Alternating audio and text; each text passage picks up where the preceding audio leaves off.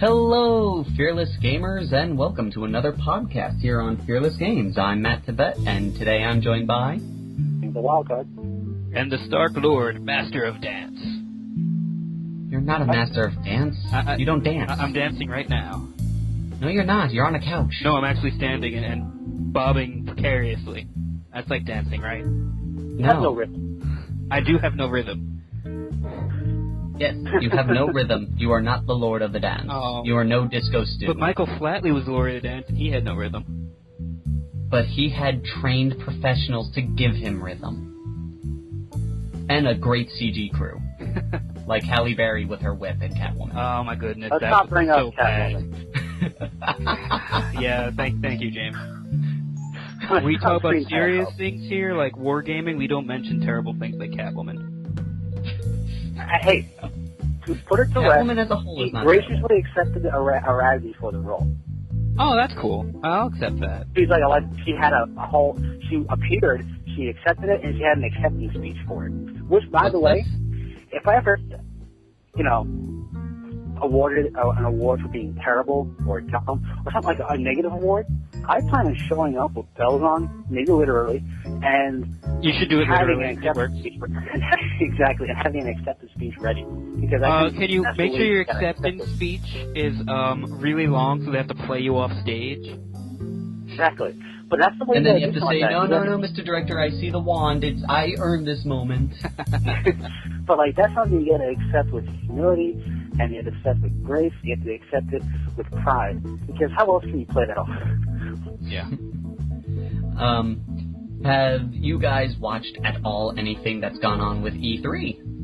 No, because I never pay attention to E3 because either it gives my hopes up or then I go widen it out now because I want it. I have to pay attention because E3 is kind of pointless in my opinion at this point. It's like a big commercial. It doesn't really mean anything normally. Well, did you hear what Microsoft pulled? Well, Microsoft, to correct, Microsoft didn't pull this. Either a single Microsoft employee or a certain select Microsoft employees did this on their own volition during the whole E3 event. Only thing I know is that Xbox One sound better? No, what happened was... It sounds like they shot themselves in the foot pretty much. Well, what happened was in case you didn't know, Wednesday and Saturday... at local Best Buys, select local Best Buys, Nintendo was having Wii U demos. You could go to select Best Buys and play some of the demos that were at E3. Well, there's video footage of this. A Microsoft employee went to the event and tried to talk people out of Wii U and joining on Xbox One, saying statements like, "Why are you bothering with the Wii U? The Xbox One is right around the corner." That is kind of funny. That's not horrible. That's aggressive marketing. I don't think that's the way terrible. they shot themselves in the foot is. Are you talking about Dan Mathis? I'm just talking about the whole thing with needing to go, check in every day with the internet and everything, and that whole shtick. How basically after they announced their spiel and kind of said bring it to the PlayStation brought it hardcore, and Microsoft just looks terrible now. Well, basically, they just Sony just did a better job presenting their product. So Microsoft looks kind of bad right now on that level, and that's all you can really say about it. Well, one thing that's funny is one of the executives of Microsoft, Dan Mathis, I believe his name is. It's Dan something, starts with an M. Dan the ends in Sis.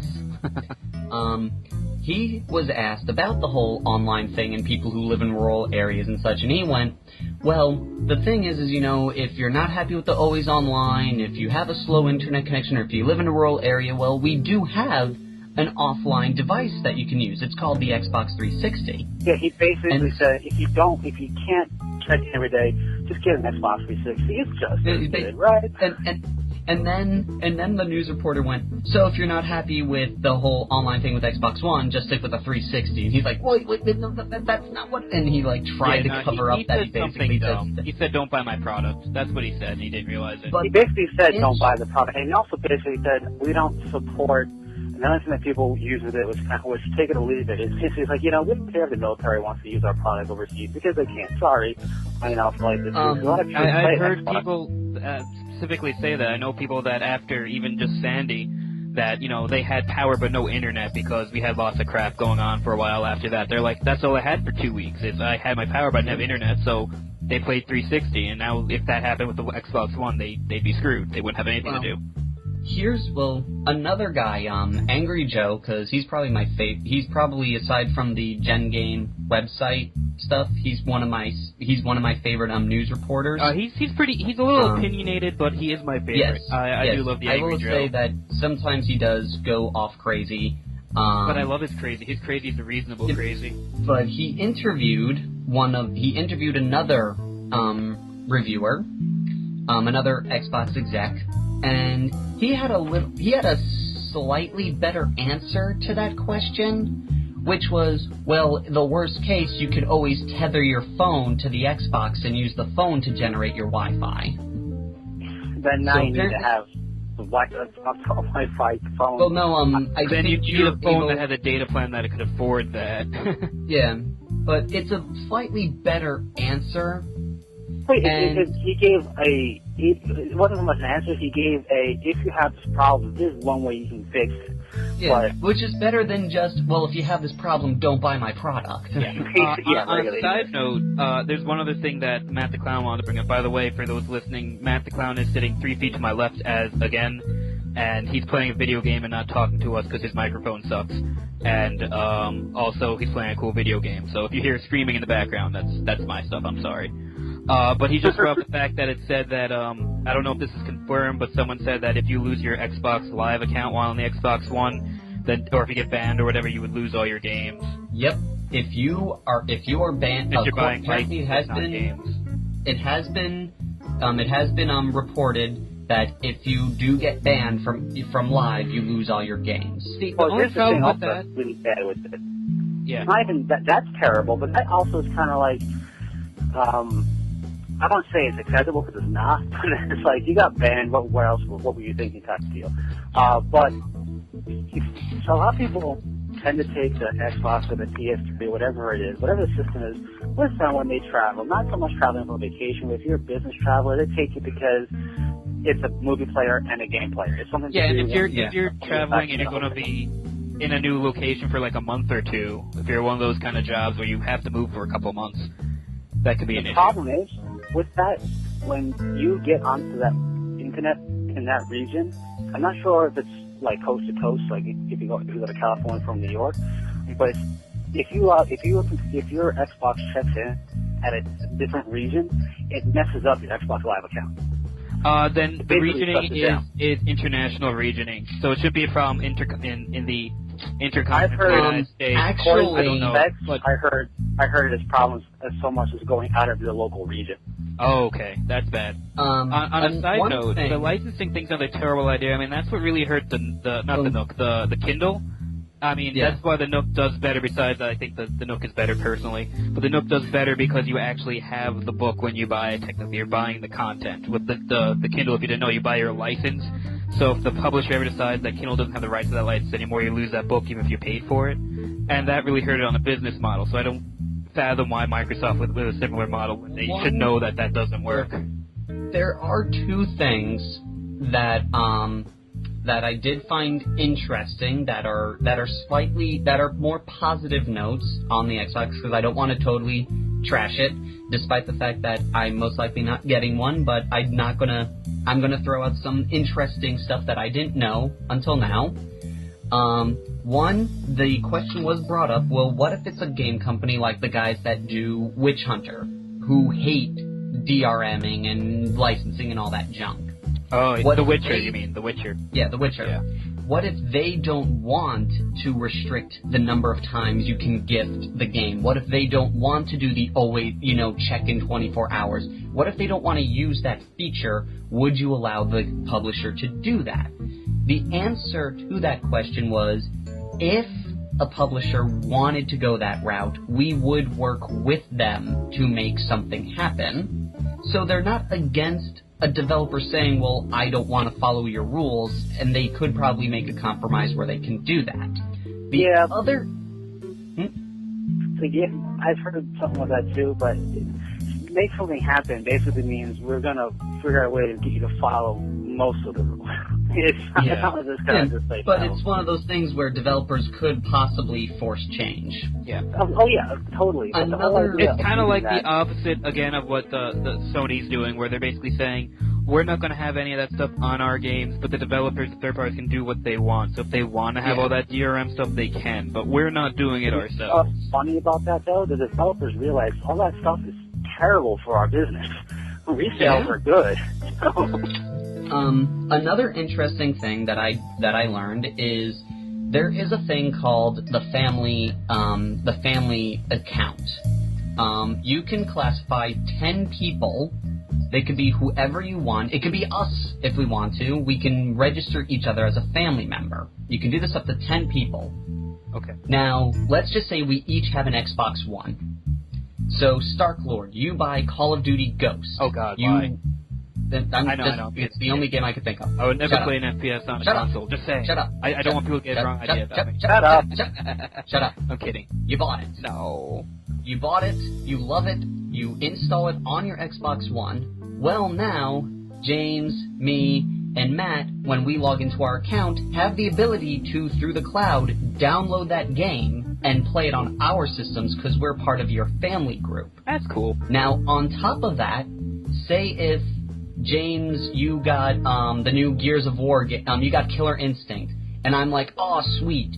Because we're on the family account, we can play Killer Instinct together because you can play the same game at the same time with one other person.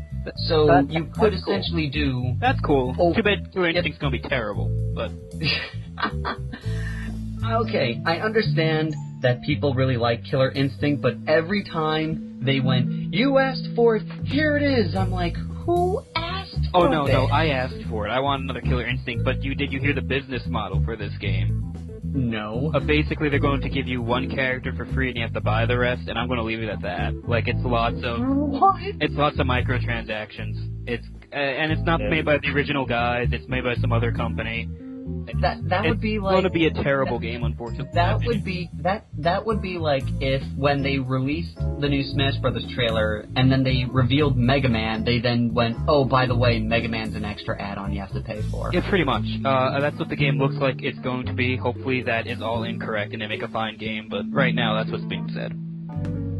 So, you know what else is not going to be good? What? The new 40K MMO that some terrible company is working on. Oh, the guys that picked up the Dark Millennium that was... now it's something else. It's going to be what, third-person shoot 'em up? Imperial Crusade. It's still going to be... No, there's a new 40K MMO announced. It's not the whole MMO turn single player. It's not it's called like Imperial Crusade or something like that. Yeah, but that it's just not going to be good. Eternal Crusade, sorry. Look at the track record of the company who's trying it. I forget the name of the company because... Who is making it? It's not good. Behavioral Interactive. Okay. I'm going to look them up right now. I will say one thing. I was a little happy to see that the MMO was picked up. From the description, the description sounds like they're basically making it into a planet-side-esque game, which could be cool for 40K. That might be the best way to go if they do an MMO for it. It's not that. These are the games. Yeah, no, the company These are the games that they've made. They made Naughty Bear, Panic in Paradise, Brave the video game, Voltron Defender of the Universe, Transformers Dark of the Moon, the Rango game, Lord of the Rings Conquest, Mercenaries 2, World in Flames, Happy Feet, Ant Bully. Seeing a pattern in sellout movie games here. You should be. I think they made Battleship, didn't they? Are these guys made Battleship? No, they did not make Battleship. The only one they did, Brave, was Brave. The video game was the only B one they did. Doritos Crash Course, My Sims Sky Heroes, Naughty Bear, which I hear is really good. Ooh, they did Dante's Inferno. I liked Dante's Inferno, but it was the PSP version. It's not good. I enjoyed it was the PSP version. Sorry, forgive me, it's the PSP version they did. Yeah, now, we can just stop, because nothing you announced today to sound like, hey, this means they can make a good 40K MMO. None of them were MMOs, right? No, none of the only MMO I'm seeing on their list here. There was an Ed and Eddie game. Yeah, probably. Oh my God. They did Carmen Sandiego, The Secret of the Stolen Drums.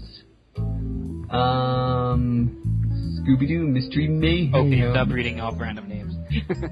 Yeah, it looks like the only MMO that I can identify on this list is Warhammer 40,000 Eternal Crusade. Wait. I now know that they're going to be a good game. They did Smurfs Racer. Oh, well, they also did High School Musical Making the Cut. Stop. It's not going to be good. How is that a game? I just can't imagine a High School Musical game. I just can't do it. What's that? It's a DS game. I think we need to play this. I need to find out what it's like. It's a DS game. I will. I will see if I can't find a ROM for that. Let's see. The main gameplay is a takeoff of the Japanese rhythm game. Osu Tata Kai. So it's a bad DDR game? Yeah, localization as Elite Beat Agent. So it's basically a ripoff of Elite Beat Agent. Oh, okay. Songs are sung by cover artists and not the original artist. Well, of course not. This just proves my Sharpay theory, by the way. signing up for the gang auditioning for the National Music Competition. They have problems in between. Taylor thinks Chad is cheating on her with Are you really reading the plot right now? While Chad was just scared of height, since the other part of the composition would be held at high altitudes. There are 3 different types of gameplay: dance, music, and video making showdown. You gotta stop. No, you gotta stop, because you won't see the next sunrise. But, yeah, you will find yourself there. Basically what's coming up here is that they have nothing dedicated to making an MMO. What's an MMO? MMO. MMO. Yeah. Like, there's nothing showing experience. It proves my theory that the 40K MMO concept is a cursed concept. It's cursed. It's never going to happen. I think you might be right. Even though, yes, this game has a bad track record, I am still, because I'm a 40K fan, going to look into it to see if it's actually as bad as yeah, you can't say the game's bad until it happens. Like, you can't say the Xbox One's gonna be bad till it comes out. Like, I'm reserving judgment until it actually exists. I will retain my opinion, but I will be open to changing my opinion. Like, I will pay attention to see what happens and look at some pretty screenshots and concept shots whenever they get leaked. But it's just, I'm not expecting anything from this, and just because I've always felt that the 40K MMO style of things was a cursed idea from the beginning, as much as I wanted to happen, it just felt cursed for some reason to me, because I apparently am superstitious. But speaking of that high school dance game that you said, I just want to say real quick, when I had I forget what mobile phone it was, but it was a Samsung. I forget the exact brand of it. I had a brick break game. I had a brick break game on my mobile phone. I forget the name of it also, but it was sure it wasn't on your Storm? No, it was on the Samsung. And this brick break game was just brick break, but the whole concept was it was underground brick break tournament. Like, I heard about this game. You are illegally playing brick breaks in the back of casinos or even like on the streets apparently to get to be number one in brick break. I remember this. I think it's called like Brick Break Underground or something like that. Something like that. I played it and I beat it, and it was actually a very fun brick break game. It was just really funny that it had such a plot to it. Sometimes you need a plot, but that sounds ridiculously bad. It's like the Phoenix Wright games. You don't know how good they are until you play them. They're surprisingly fun. I've heard some of the plots of those games, and I just go, what? In like the best way. Dude, the first 2 levels are free on iPad. Oh, I might have to do that since my iPad's sitting in my bag right now. Now, all I have to say is, this Brick Break game, fun gameplay, better plot and storyline than Duke Nukem Forever. Speaking of attorneys and brick breaking and everything... Are you about to get into the GW Chapter House thing? Yep, GW Chapter House verdict has been announced. It's been announced, but it has not been officially made official. The judge still has to say it's official. Just going to put that out there at the time of recording this, which is June 17th. So maybe it already happened today, but as far as I know, it hasn't. Well, Bell of Lost Souls has not posted an article yet, so as far as they are aware, it has not come out yet. And they're on the news for that one. In their latest talk, when they're talking about the rumors of Apocalypse and the Space Marine Codex, which apparently they're getting Super Terminators, in the latest rumors, they do mention that the Chapter House verdict is still being waited for to become public record. Yeah, but right now it looks like Chapter House is paying GW some money, but they kind of have it. Like, GW gets some things, Chapter House is getting some things. Well, let's break it down. The copyright claims. There was 160 claims allegedly against Chapter House. GW won a third of the claims, including items such as Chapter House Power Fists. Yeah, Chapter House won. Okay, fair enough. Yeah. Chapter House won on 2/3 of the claims, including the use of the underlining shape and size of the GW shoulder pads. That's the big one because, GW can't really copyright the shape of a shoulder pad, and that just makes it easier for third party to know what they can do. So that's cool. Yeah. I'm fine with them losing on that one. That one I'm like, really? Okay. Because I thought the judge first said, no, it's still copyright infringement even if you make it bigger. But that's neither here nor there. Oh, the judge it's like Apple and Samsung, how they went back and forth. You can't make a phone that's a rectangle with circular edges. Yeah, you can't make a home button. You can't call a shape a patent. I know, I love how Apple yelled at them for the home button, and Sam's like, how else are they going to get to the home screen? Yeah. General trademark claims. 9 claims allegedly against Chapter House. Chapter House won all 9 claims, including either no infringement or fair use of the GW trademarks on Chapter House websites.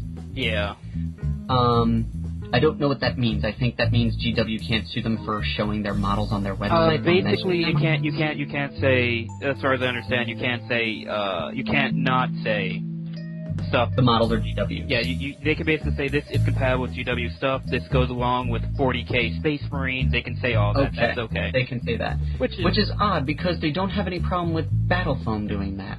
GW was the worst about it. GW. Chapter House was like the worst about doing that kind of stuff. Why? Well, Chapter House just ignored everyone and did everything so ridiculously obviously that they forced the case. They did it all on purpose, frankly. Yeah. Chapter House stuff really, it looks good on some magazines, but when you look on the website, they need to get better photographers or whatever it is to show their model, not make it look like utter crud. And really, I've never bought any of their stuff just because I don't like it. Yeah, none as of glad that as I stuff am looks good. about, when you look at the website, the stuff looks terrible. But I've seen it in use on other models, and it's been like people who paint it up. I've seen it used. And it doesn't look half bad. I don't understand how they're bad at showing it. Also, I'm glad Chapter House is maybe going to stay alive, but at the same time, I feel like for the blatant idiocy and basically poking the scary beast, they deserve whatever they get. Yeah, I mean, they are probably losing $25,000. Yep. Personally, I think that Chapter House should stick to item add-ons because half of their full-on models, I think, look like garbage. That's personal opinion, but yeah. But going on, disputed trademark claims. 29 disputed trademark claims alleged against Chapter House. Chapter House won 11 claims. GW won 10. GW trademarks ruled previously used in commerce claims. I guess that means GW claims they've used it beforehand and they just haven't. Yeah, like if you use it first in commerce, you can claim that as patent sometimes. Commerce meaning business. You're like the first person to sell barbed wire. Then you could claim that you owned it. Okay. Of course, the guy that patented barbed wire patented before he started selling it, or at the same time. I forget. Yeah. But anyway, now I know, and knowing is half the battle. The other half is shooting people with lasers. Yep, and calling out your affiliation, so no one shoots you. Oh yeah, that's how you do it. Don't do it with uniforms or anything. Yeah. Well, if you look at Cobra, you can't tell who's a Cobra dude and who's not. Hey, can't. Half the G.I. Joes look like Cobra dudes. No. Half of them look like Dreadnoughts. Okay, maybe Duke does. But anyway, that's clean hair. Dreadnoughts all have dreadlocks. That's how I tell the difference, unless they're female. No. Dreadnought Ripper does not have dreadlocks. First off, Beachhead looks like a Cobra agent. He really does. The Beachhead's the most awesome Joe ever. Beachhead's my favorite. He tries to kill you while training you. Beachhead was great. I'm a big fan of Beachhead, Muskrat, Shipwreck. Sergeant Slaughter. Who doesn't like Sergeant Slaughter? And Shipwreck was awesome. Deep Six and Barbecue are like my favorite too, I think. And whoever the astronaut was, I forgot his name. I used to have that toy when I was a kid, and that's all I can tell you. For me, it's all Beachhead and nothing. And so, going on, Gene Arcade Commerce, 61 claims allegedly against Chapter House. Chapter House won 35 claims, GW won 27. Notable trends and individual products under dispute. Chapter House lost on some individual products, including the Doomseer, which, was just basically a Farsphere with extra horns on them. Yeah, that got tossed, but they got to keep jet bikes. Yep, and Dark Elf Arch Torturous. I don't even know what that is. Probably, I don't know. Chapter House won on some individual products, including Jetbike, Super Heavy Walker Model, which I think is the Tau thing, and Lizard Ogre. Yeah. Damages awarded Chapter... What? I kind of know the ones you mentioned that they got to keep, basically, and I can see that, especially the Jetbike. I mean, Jetbikes are everywhere. Yeah. Yeah, I mean, come on. There's really no way to own that. There's so many games with flying mounts that whatever. And then Chapter House was ordered to pay GW damages of $25,000 USD. Both sides may appeal the ruling. Yeah, so we'll see what happens with the official document, but it looks like it came out okay for both. I mean, both would probably be happier with something else, but it makes it a little bit clearer for the third-party market that they can basically go and say, this is compatible with a GW model kit. Without GW going, how dare they? It's fair to both sides, basically, what it did. It didn't knock out either side. It didn't, throat slash either of them. It's fair to both sides, and it also lays it down, like you said, the groundwork. You can say this and not feel like you're going to get hit with a baseball bat. But at the same time, Chapter House, you really got to be smarter about doing things. I can name other studios, which I won't, because I don't want to somehow bring down the wrath upon them, because that would be my luck. The one time GW listens when I talk about this.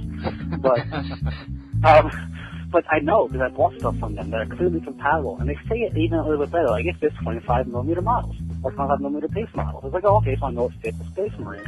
And yeah, I can tell it's good for maybe Space Marine extra legs or extra pieces. And it looks good, but it's not blatantly going, here is a Space Marine from Warhammer 40K. It's very clearly done well enough that you're able to skate on the radar and sell it. Where, unlike Chapter House, basically knocked on GW's door and said, look at this! Which is again, Chapter House really did it on purpose. I mean, I think their legal team was pro bono originally. I'm pretty sure they talked it out with them before they went into the whole thing of, poking GW. Yeah. I love how GW, one of GW's arguments was we've had too many people contacting us very confused about what's going on with these products and ours. Which I can almost see, and the thing is also, Chapter House, stuff doesn't look good. I'm sorry. I don't want to bash them because I have no sculpting talent whatsoever. But I'm going to look at Chapter House just to remind you. There's so many other third parties I think that do better jobs than they do. No offense, again, to especially them. Especially when I saw some of their shoulder pads. Some of their shoulder pads were blatantly like, ugh. I mean, I get it. I know what you're going for. Some of them are pretty decent. Other ones look like, they basically, I shouldn't say that, they're off. But their stuff looks like what GW was making back in the 80s. Huh. Oh, here they go. The True Scale Storm Raven. I didn't know they did that now. Yeah, well, it's the Doomseer is still on their website. Give it time. Officially. Yeah, it'll be as soon as it's official. They'll have it off in like a week or whatever the required time is. I want to see this Dark Eldar thing they got. Yeah, that thing clearly just looks like they added arms to a homunculus dude. So, shifting gears a little bit. How dare you? We're not a car. Well, it's okay. We're Transformers. They have announced the vehicles being used for the fourth movie. Well, I don't know if we can call it Transformers 4 or the new Transformers 1. It doesn't matter. But they announced it. Optimus Prime was really cool still. They went back retro old school with Bumblebee instead of being a new Camaro. It's an old resto mod, 60s. Thank you. Hey, I like the new Camaro. I was okay with that. I just actually got to sit in one on the new Camaro Saturday. Looks fine, and clearly it's a pretty car. There's clearly GM sponsored movies, I think. Oh yeah, but definitely. It's just this new car makes him look a bit more. He looks a bit more his role of what we know of Bumblebee from the movies now. You know, it looks a bit meaner, a bit more muscular. There's a Lamborghini that's on the Decepticon side. Well, I haven't been able to think who that might be, but the nerd in me... A Lamborghini? It's going to be that double agent guy. Do you remember that double agent guy? The picture's up online. But get this, and I know the vet will probably agree with me. They're using one of the most very expensive car, the Bugatti Veyron Supersport, I believe. They have that in the movie. It's not going to be a real one because it's too expensive to wreck. But it's got heavily blued accents, and it's one of the fastest cars out there. I'm hoping it's Blur. Yes. Oh man, Blur. I remember that guy. That'd be cool. I saw that, thought it was blue accents. I'm like, that's Blur. It's got to be Blur. If the Lamborghini is a Decepticon, it might be a Stunticon. Yeah. Oh my god, they were all supposed to be fast cars. Dude, I'm looking at the Bugatti Veyron. It looks like Blur. Like Blur looks like this. That's it. Post. I need to see a picture of this because I can't spell it. Oh, I'm doing it. Just copy paste it. There we go. Giant post, but that was just my image search. Yeah, I mean, it looks like Blur, basically. Yeah, that's Blur. Like that. If it's not Blur, I'm gonna be pissed. Yeah. Because Blur is awesome. From what I've heard, Michael Bay was kicked off the project. That's why Dark of the Moon ends the way it does, because he didn't want them using his universe. Which is fine. Which is fine. Like he was like he wasn't going to get any better. Yeah, though I will admit, I did think Dark of the Moon was actually pretty good. The last one ended well. Whoa. I enjoyed it. I loved the last one. I thought Dark of the Moon was a proper sequel to the first film. Did you all know that they're saying Mark Wahlberg's in the next one? Mark Wahlberg. And Kelsey Grammer. Oh, I'm in. Kelsey Grammer. And Stanley Tucci, but that's neither here nor there. It was funny because it's leaked pictures, quote unquote leaked pictures of characters, but it's just cars. But it was leaked as if they were characters, like actual living actors. Like, here's leaks of them on set. This is what they're gonna look like. That's pretty fun. So who do you think Kelsey Grammer will play? The name they gave him, and I just went off the page, is Harold Ettinger. Do you guys know who that is from Transformers lore? Because I don't. He's no one from Transformers lore. Okay. They really don't name anybody outside of the Witwicky family. Well, yeah. There was a couple of characters in G2 that were there, but they were so, throwaway that half the time you forgot they existed. Don't count. Yeah, it really got But it was a shame. He would make an awesome Decepticon. Kelsey Grammer? No, yeah. he would good Trax, because Trax hated getting dirt and grimy, and he was very prissy. Fair enough. But, I don't know. As long as there's Soundwave still, I'm happy, because Soundwave's my favorite Transformer, and that's kind of sad. What makes him even more... Hey, dude, who doesn't love the guy who played Dr. Claw? The guy that played Inspector Gadget?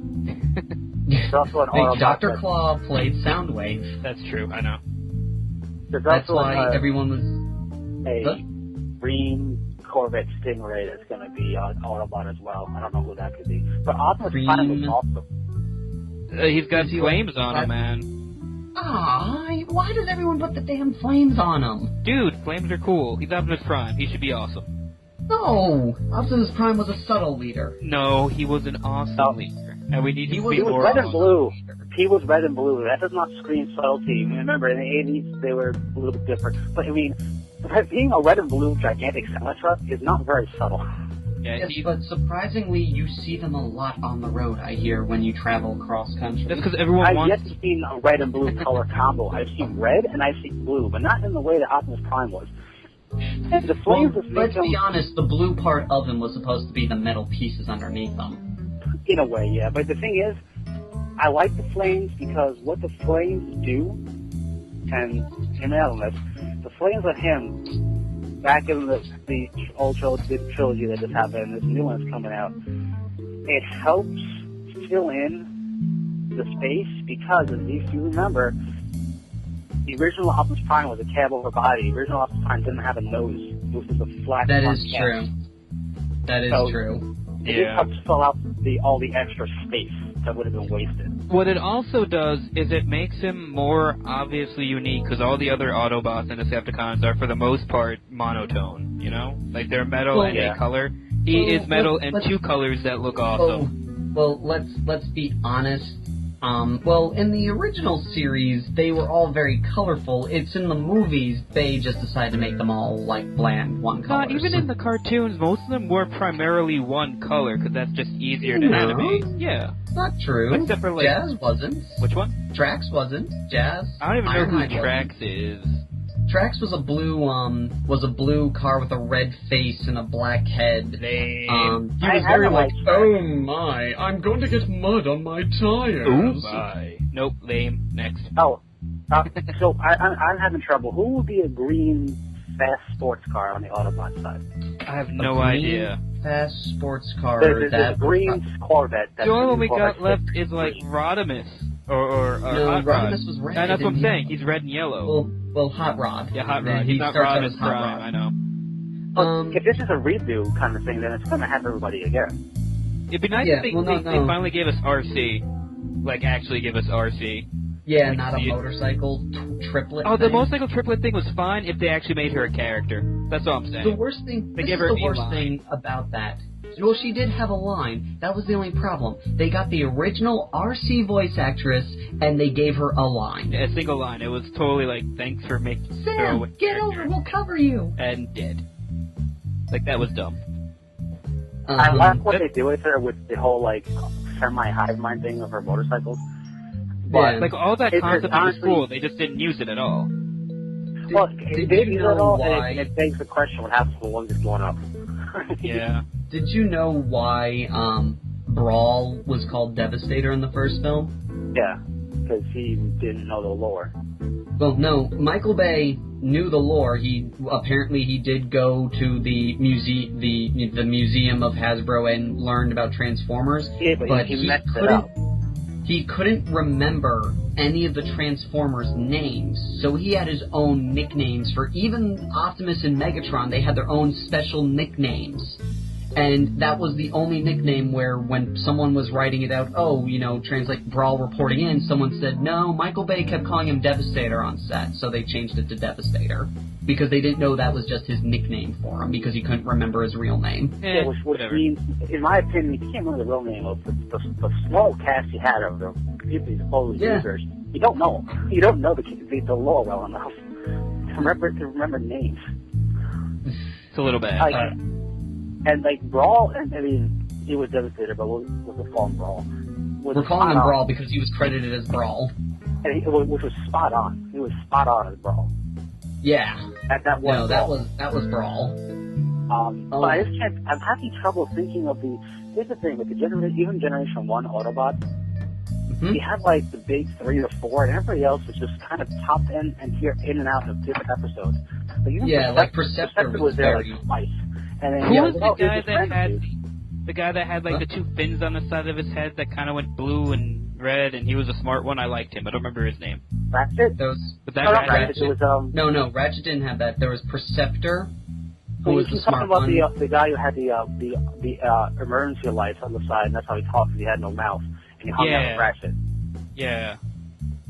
Oh, I know this guy. If anyone remembers, put it in the comments. No, I will find this out. Because I actually still remember pretty much all the combiners and who they combined into. You would remember all the combiners when they combined into. That's all I've got to say about that. Let's see, Transformers, the cars. Let's see, Turbo referred to. Let's see, there was Blue Streak. There was Blue Streak, who had the car fin sticking out his back. Nope. Then there was Hound, was the Jeep that could make illusions. That existed. Ironhide was the van. Jazz was the coolest. He was the stereotype. No, he was a stereotype in the movie. Then there's Mirage, who was like an indie sports car that was blue. Okay.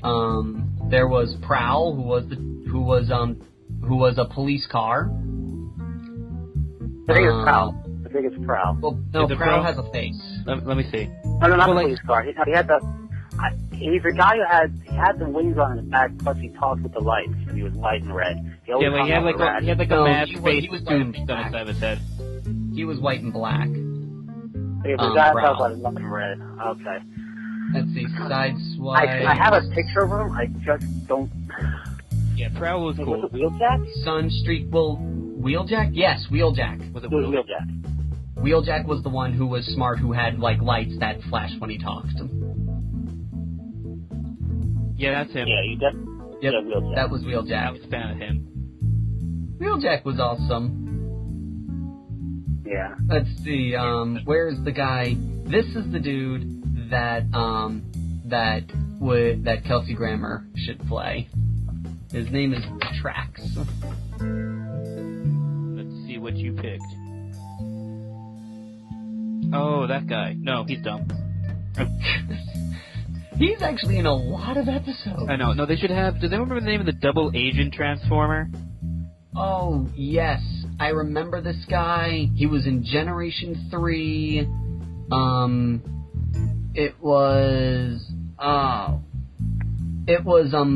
His name was Red Alert. Okay, I believe you. Oh, I remember. I just looked up Trax. No, that's not. No. I'm mistaken. His name was not Red Alert. It would be funny if he named that double agent. He had a weird name like that made him. Was it Nightbeat? Like what? Nightbeat? I don't think so. He was. Nightbeat was a supposed detective. Okay, Autobot cars. Let's see, Minibots, Dinobots, Galactine, GoBots, Wreckers, Lesser. This is Road. He was. Let's see. It might have been Strife. No. I remember this guy. I'm just gonna watch the episode on Netflix. What color was he? Do you remember? He was blue. Oh. And the thing was, he transformed, and, he literally, his color pattern changed, and he could go into the Decepticon's base, and no one would know it was him. Like, he was blue for the Transformers and purple for the Decepticons. They both thought he was on their side. Yeah, well, no, he's officially on the Autobot side. They look the sideways. What? No. The sideways had the whole thing where he had an Autobot counterpart. Let's see. I'm actually coming up to the episode. Here he is. I see him. Hold on. Is it sad that we're naming Transformers and maybe a bunch of the Fearless? Hold on. No. Yeah. Hold on. Wait, he's changed. There, I'm getting his name right now. Just give me 1 second. Yeah, no, that's fine. But we just named a whole bunch of Autobots, and I wonder if any of the Fearless were like, oh, I remember that guy. I just marked our age. Oh, here we go. Hold on. Sideways. I mean, Jesus. Yeah, you like that stuff a little too much. I think his Decepticon name, I believe, is Counterpart. Because, are you sure? I'm going to look it up. Oh, hold on. You guys just got to give me, 1 second. 1 second. No, you get no seconds. Hold on. Nope. Hold on. Nope. Hold on.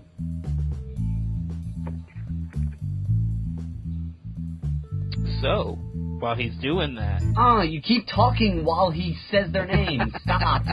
No, you can't have dead air. That's not terrible. Talk. Yeah.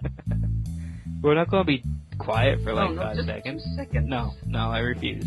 Hold on, stop. Need us. His name's Punch or something like that. Punch, counter punch, maybe? Probably. I think that's his name, Punch, Counter Punch. That's really funny if it is. Punch, counter punch is a thing. Yeah, that's him. Yep. His name was Punch, and his Decepticon version was Counter Punch. And he was the same guy, just switched forms. Oh, him. Yeah, I remember. Yeah, he was blue and yellow, and then he was just dark blue because his top is blue, so he literally just turned his body around and flipped his arms backwards. Yeah. It's to make the different dudes. I confuse him with Sideways all the time. Fair enough. Which is he only appeared in season 4. All I can say is, regardless of all this stuff, let's just hope that Megatron's something cool this time. Not a tank? Tank is cool. I'm saying, what was wrong with the tank? I don't know, I didn't like him in, I guess the second one. He was some big truck thing. It looked dumb. With Well, you know what it is? Well, no, in the that was the third one, he was the truck. The truck thing was dumb. The issue was they either gave him a very raggedy-looking human car, or they gave him a futuristic look. And it's like, pick. In the first movie, him being a futuristic, basically Cybertronian warplane thing that which was fine. Yeah, Megatron should never take on a human vehicle form. Well, in the second one, they resurrected him, and the way they resurrected him was by cannibalizing other parts, so I can see why he became tank-esque. He wasn't just like a regular tank either. Yeah. And in the third one, he was severely damaged and took on basically a Mad Max truck thing. It looked bad, which was the oddest one out of nowhere. And then I think it looked great, but it didn't look like Megatron. It looked great for and then he was raising little baby worm bots. That was weird. I didn't know you could grow. I didn't know you can raise Transformer pets. They're not pets. They're robots in disguise. Way to be robotist. But but when the whole thing with Trax, I forgot who he looked like. But yeah, Trax totally be in there. Yeah. If Kelsey Grammer played him, it would be perfect, because he always played like a very rich, snooty character, and that's what Kelsey Grammer does amazingly. I don't know, he does well with just intelligent characters. I mean, he was a good sideshow Bob. That guy was not... he was a little snooty, but... come on, he was very rich and pretty. He wasn't rich. Trax isn't unintelligent. Trax is intelligent. He's intelligent, he's actually very sophisticated. He just doesn't like to get dirty. He's actually really intelligent and really sophisticated. Yeah, which is perfect for Kelsey Grammer. He was a plane car, literally a plane car. Yep, he could fly. It was a car with wings, it could fly, had some crazy tech going on. Yep. They needed a dude to fly because all the Decepticons were jets. Basically, I mean, that was a really poor, kind of... design choice on the Autobots part. Yeah, it's a serious balance issue. Is what that is. All the bad guys fly. What? I would really like Perceptor to become an Autobot. Perceptor would be interesting. He is one, obviously, but I mean, he would be a really cool, research truck thing. Yeah, that's what I say. He could be like a research truck of some sort. He could be a Storm Chaser. That could work. The Perceptor was cool. Oh my. What? I was just randomly flashing onto that guy with the glasses, and General Zod reviews Man of Steel. Oh no. I mean, it makes sense that he should do that, but I'm not going to look at that until I see the darn movie. I was told about the film because I have no interest in seeing it, and my reasoning for not having any interest to see it has not been changed. Yeah, I'm still refusing to take any real review into account because everyone's biased, so I'm trying not to have a bias when I go into it. I want to know what issues Art's mom had with it. Oh, who cares? Well, because Art's got he got a text message from his son. Just got a call from my mom on her way home from Man of Steel, saying she wants to call me about her issues with the movie. Wait, coffee break. That's coming out soon already? I thought it was it's out. It came out already out? Yeah. Really? Yeah. I thought it was coming out in July. Get for being under a car all week. That's what I thought it was coming out. Grease Monkey. I thought it was coming out next week. No. Not next week, end of June.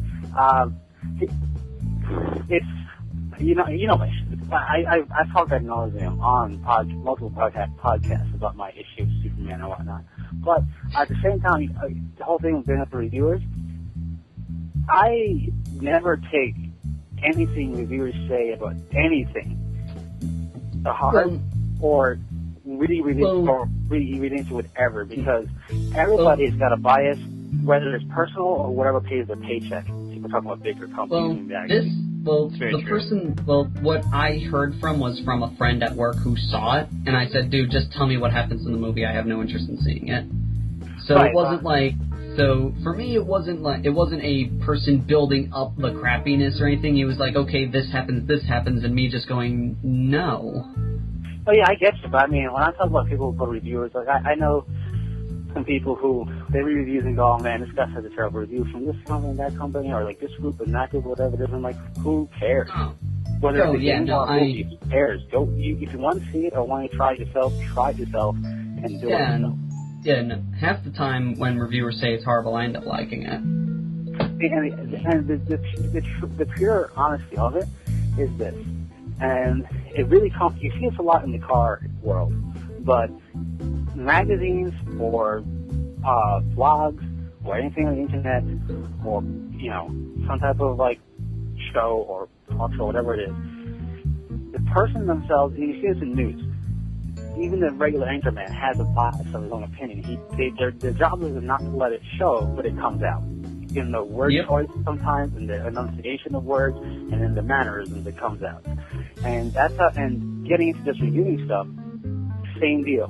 Somebody may be a fan of BMW, and because the car of choice is not a BMW that they're reviewing, instantly it kind of has a bad taste in their mouth. You kind of get that feel if you know they happen to be a fan of a particular brand and it's not that brand. You can kind of feel that sometimes. Also, a lot of big reviewers, be they companies, blogs, magazines, groups, whatever it is, it's fun, like, companies pay them or give them a talk to do, and, will basically get in bed with them, if you will, and, not literally, but therefore, like, their reviews are a little bit skewed anyway. Like, I was looking at one when I was bored for the motorcycle I have.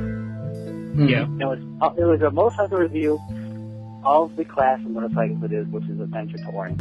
And there's the Ducati, which is garbage, it is all street oriented, the Triumph, and BMW's big classic, like, King of the Hill bike that it's been. You can tell something was up by the title of the video I was watching through at motorcycle.net or .com, whatever it was, the big motorcycle group, was like, the return of the legend, BMW is back. And then it said, in total, then it said, hey, a motorcycle comparison between these motorcycles. I'm like, yep, this is BMW biased. So, like, you have to be careful about what you look at. Well, a good thing is like that, when it says, studies show, well, someone paid to get the results that study is showing. Yeah. Study shows Xbox make you happy. Well, Microsoft went out and said, make a study that shows that Xbox makes you happy. Well, not completely, but yeah, a lot of times people will pay for it. I mean, obviously, the study could still be true. That's the thing. The study could be true, but half the time, studies are paid by a company to find out the results they want to find out. Well, yeah, and but they would only furthermore, review them. No. They pay for a lot of studies, and they put up the ones that show them the best. So that's what I was just about to say. Yeah, but that's different from what you did say. You were saying they look for ones that, they don't look, they say, well, no, that's what they do as well. They do both. Sometimes. If we're talking about, like, a drug, they do it the way where they take the best, the one that makes them look the best. If we're talking about something that isn't as heavily regulated by the federal government, then they do it the other way. It all depends on what company we're talking about is getting reviewed for what. Yeah. If it's just a game, or if it's just a form of tire, or whatever it is, or a movie, then guess what? They're going to pay to have you say a particular review that's great. That may be the only review they pay for. If it's something bigger that's heavily regulated, they're going to have company reviews and just pick and choose the ones that make them sound the best. Either way, I think a side effect of anal seepage should not be a side effect in anything. I have to agree with you there, James. What's that? Anal seepage is a side effect of a lot of medications out there. And what's another effect? Another effect that a lot of drugs seem to cause is compulsive gambling. Yeah, I've seen that. I'm like, how's that a side effect? I'm like, wait a minute, so you mean to tell me this drug that's supposed to keep my urinary tract in check is going to make me want to spend money to make more money? I guess it must affect your hormone levels to affect your inhibitions, right? It's just like, I guess. I think it's just like, you know what, that anal fetish thing is gross. I don't care if that's like, I don't care what you're trying to cure me of. No. And secondly, how can you make a medicine that, and I've only seen it in a few cases. I see it with asthma and antidepressants. Antidepressants that'll make you depressed, or asthma medications that'll induce an asthma attack. It's like, but this is the opposite of what I want. Well, you have to remember, though, whenever they post that stuff, it's part of, was it not DEA? DEA? Drug, what's it called? Enforcement. Yeah, okay, whatever. Sure, we'll call it the DEA. I think it's the right company. Sorry, organization. Forget to throw in. Basically, you can't put out a drug without 10 years of testing normally, but the way around that is you put down every single side effect that happened in early testing, even if it was one person. Oh, yeah, but it's just like you can't... So, yeah, you get those crazy ones, like, it causes asthma, but it cures asthma. What's the heck with that? No, my favorite... That means it's not a medication ready for use if your side effect is, but somebody's saying, take this medication, but it may induce obesity. What? But it's supposed to help me lose weight. My favorite is where it cures, like, a good example is, like, headaches. It cures headaches, but it may cause upset stomach, nausea, compulsive gambling, distortions of reality, and excess vomiting. And I'm like, so you're saying I will be in more miserable pain if I take this drug? Well, yeah, and like, obviously the side effects won't actually, you're not going to get all of them unless you're having to unlucky like I am, in which case I probably would if I did that, but yes, you would. It's just what has happened in those numbers, but it's just like, I'm good with the headache, thanks. Yeah. There are many drug commercials where I'm sitting there going, I'll just deal with whatever this problem is I'm having. Have you noticed? I mean, probably the whole tennis thing, as a stuff like that, but if you just, we're a bit older. I remember drug commercials when I was a kid to now. And now, most of the drug commercials now, aside from just the hype of making you going, what is this commercial for? I see clouds, people playing in a field, and a puppy. I don't know what's going on. The puppy and the hot chick are the classic commercial. But it's just like, aside from that, aside from say half the commercial is you going, what is this? Then and then side effects. And then the third of it is, this is this, and then the rest of it is just side effects. On a laundry list, fast-talking format.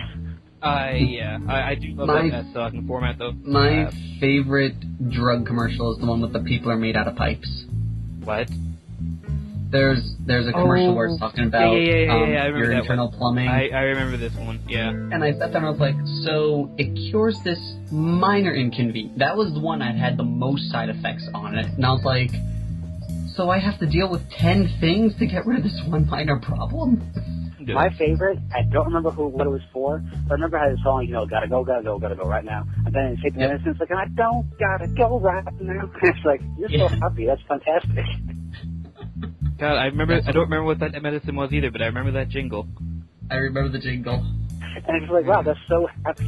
It's just like, they're announcing to the world, I don't have to go to the bathroom.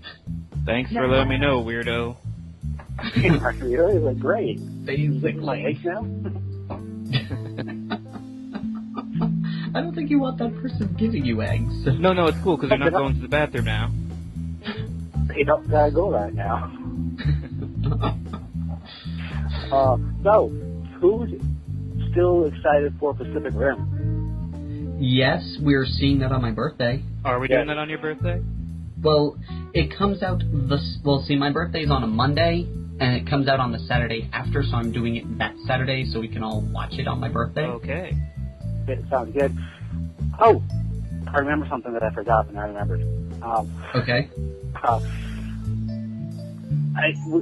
We talked about Superman, we talked about Iron Man, we talked about superheroes and that. Now, if you had to take the proportional powers of a particular animal into your own, I don't mean you take yourself, so if you wanted to fly, you'd have wings, but the proportional powers of a particular animal, plant even, insectoid, whatever it is, other creature, other thing on this planet, proportional to you, what would it be? And you don't have to be super specific. You can, if you wanted a particular, you don't have to say the particular species of goat, let's say. You just get proportional powers of goats. What would it be? So like a Spider-Man type of thing. If you could get the proportional abilities of a of an animal. That's, you know, instead of like saying superpower, like what's your favorite superpower? That's even tougher. Yeah. Well, no, for me that's really easy. You pick like a natural occurring thing already that occurs out of the species, and if you somehow you just still be you know, no crazy tendrils or wings. You just can fly. If you pick like, I don't know, a falcon or whatever. You just fly and you have like the other things that inherent, not just that, but like the other things inherent with that species. Oh, the things that make sense for having that species stuff. Yeah. Ooh, that's a toughie. A squirrel. So you have reverse hinged feet? No, I will be the only person who could defeat Dr. Doom. She defeated him with squirrels. Right. Yeah. Yeah, I'm not saying that. For every squirrels next me, for every squirrel they vanquish, 2 more take his place. Please show. I can't even finish this. Never mind. Okay. Done with your squirrel crap. Seriously, an animal with proportional abilities. I'd probably say. And also, like, to clarify, you don't get the whole, like, cicada that lives for 24 hours and then dies thing. You don't get that. Okay. No, those crazy. You just got the proportional abilities. Okay. For me, it would be a coin toss between an anaconda and a crocodile. What kind of crocodile, if I may ask? And just the general specifics of a crocodile, you know, the powerful jaws, you know, the ability to swim underwater for quite some time, and the big, and all that stuff. And the ability to stay really, really still. And the body armor. Nigh impenetrable armor of skin. Yeah. Yep. Or an anaconda. Oh man, anacondas hurt, just saying. They do hurt. Yeah, they're probably one of my favorite snakes. Yeah, I got bit by a little one once, and I literally bled from 20 minutes from like 3 pinpricks. Wait, where were you hanging out with anacondas? I used to work with animals, and we had a baby anaconda. Right. It was like, that's right. I think I've you used to drive with chinchillas on your dashboard. Not on my dashboard, on my steering wheel, even better. On your steering wheel. Just gonna say, if you're on the Belt Parkway and you have a chinchilla in your car, it's so much traffic that you can drive with rodents on your steering wheel. Not recommending it, it's not safe, but you can do it. But are you saying you pick a chinchilla? No, though it is tempting. They can jump like you wouldn't believe. They like pull like Matrix stuff. Jump, I know it. I know. I don't know. I know too many animals, and they're all too cool. I mean, maybe like a Darwin beetle, because they're ridiculously powerful for their size. They are. Isn't the Hercules beetle even stronger?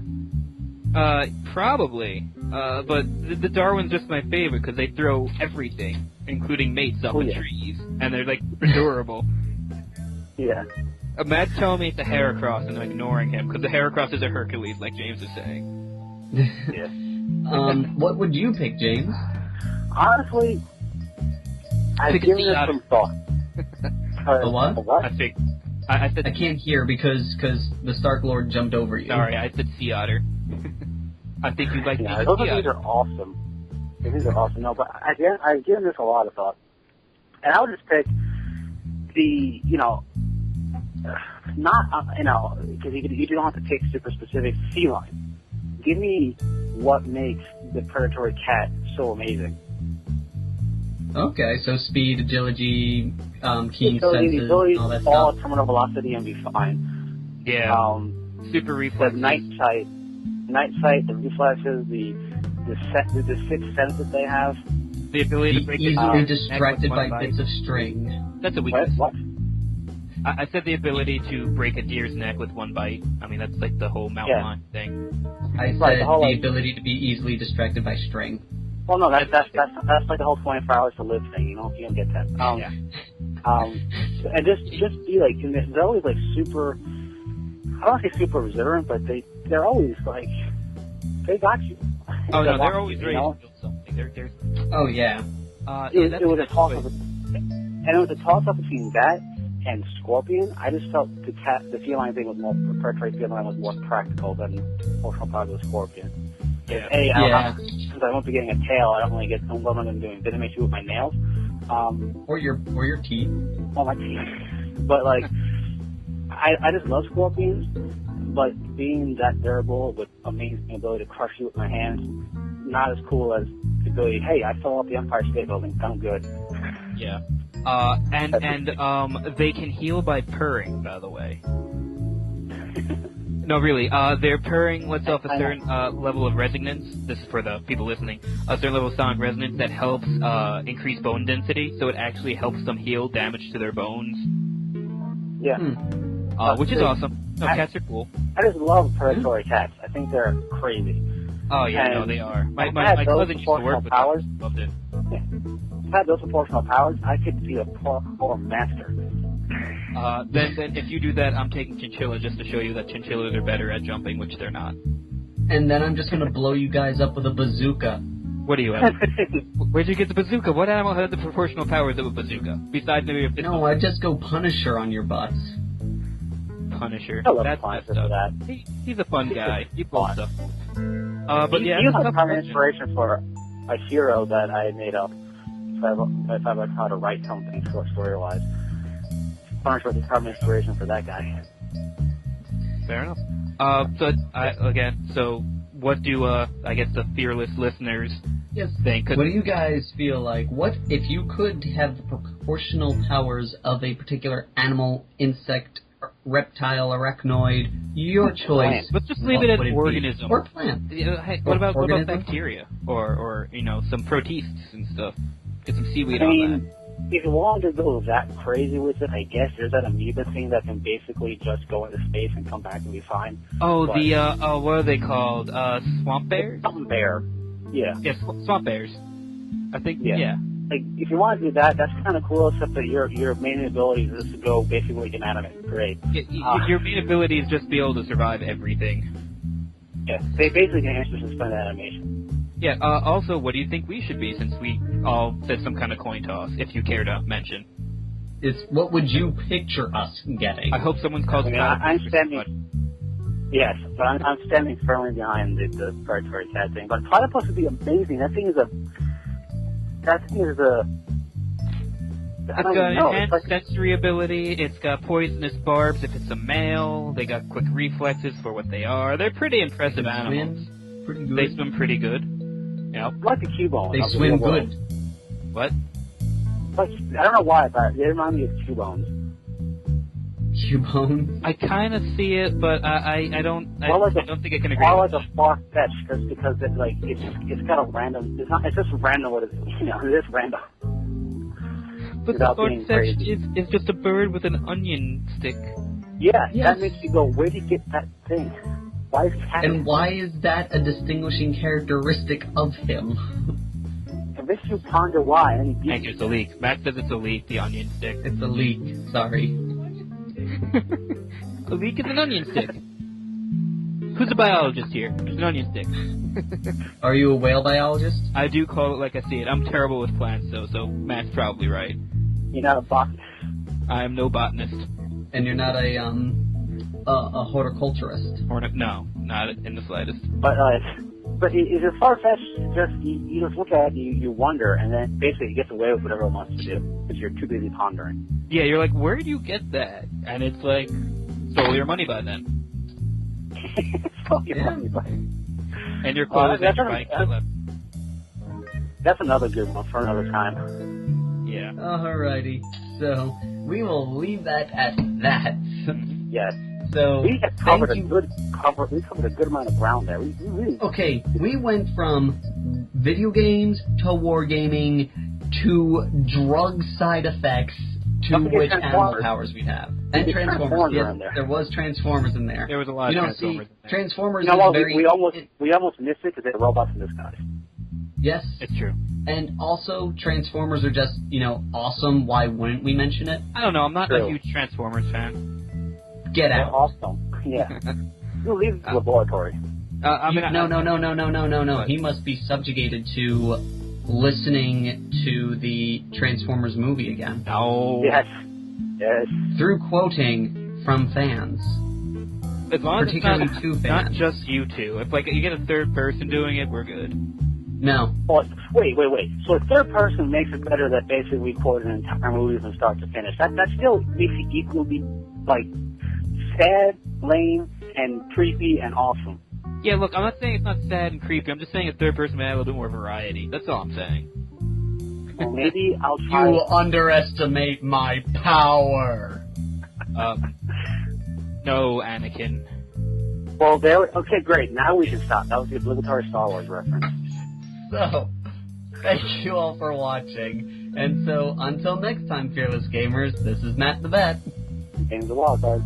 And me, the Stark Lord, Master of Not the Dance, apparently. Take care. Bye. Bye-bye now.